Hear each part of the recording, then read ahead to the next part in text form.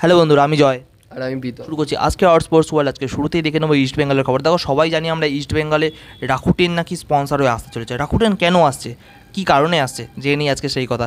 Rakuten আসছে শুধুমাত্র কোয়েসের কথায়। কোয়েস রিকোয়েস্ট করার জন্য রাকুটেন কিন্তু ইস্ট বেঙ্গলের স্পন্সর হয়ে আসতে পারে। হ্যাঁ, আগামীকাল মিটিং হয়েছে কোয়েসের সাথে রাকুটেনের কর্তাদের, আর সেখানেই ডিসিশন নিয়েছে রাকুটেন ইস্ট বেঙ্গলের হয়ে আসবে এবং স্পন্সর করবে। কিন্তু রাকুটেন হচ্ছে বার্সেলোনার স্পন্সর।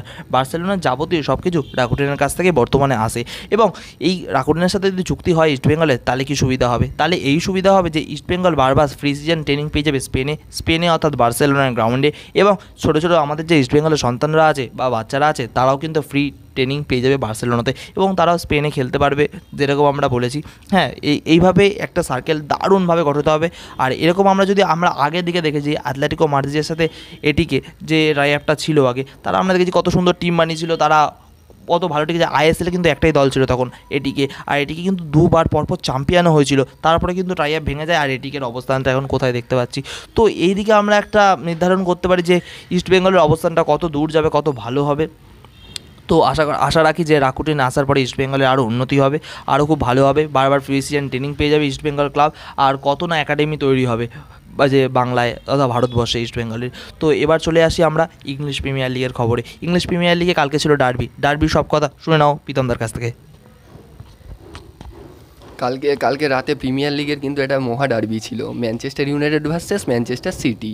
তার ফলাফল হয়েছে ম্যানচেস্টার ইউনাইটেড 0 আর ম্যানচেস্টার সিটি 2। ম্যানচেস্টার সিটির যে 2 গোলদাতা সে হচ্ছে এক বি সিলভা করেছে 54 মিনিটে গোল, আরেকটা করেছে এল সেন, সে হচ্ছে 66 মিনিটে গোল। দুজনের বল পজিশন দেখলে দেখা যায় ম্যানচেস্টার ইউনাইটেডের 36% আর ম্যানচেস্টার সিটি 64%। এরপরে চলে যাচ্ছি প্রিমিয়ার লিগে সেকেন্ড ম্যাচ ছিল উলস ভার্সেস আর্সেনাল। ওই খেলার ফলাফল উলসের 3 আর আর্সেনালের 1।